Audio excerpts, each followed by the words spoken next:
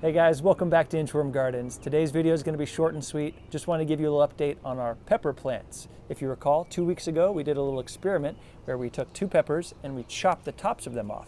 The reason we did this was to force more lateral growth, giving us, in theory, a shorter, stockier, more productive pepper plant. So, how'd we do? Well, remember, we only left 2 or 3 sets of leaves on these plants. And in 15 days, look at that. So it did work. The plant did not die.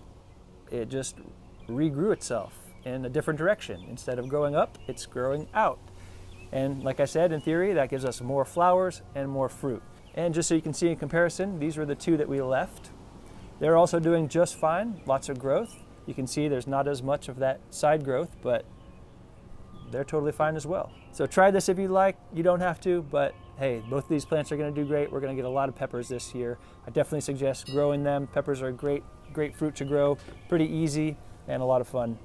So there you go, guys. That was it. Quick and simple. I'll see you on the next one. Peace. One quick other little tip I want to give you.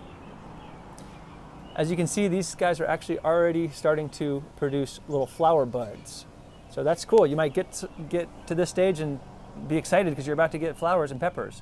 Well, my suggestion at this stage is you actually pull the flowers off, because that is also taking the energy of the plant. It is now thinking that it's ready to produce flowers, so it's putting its energy into making flowers and fruit. But it's still a pretty small plant, not even in the ground yet.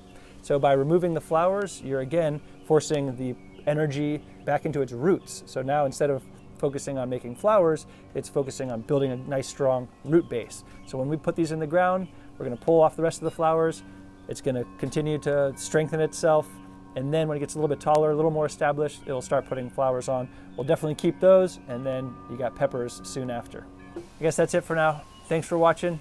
Catch you on the next one.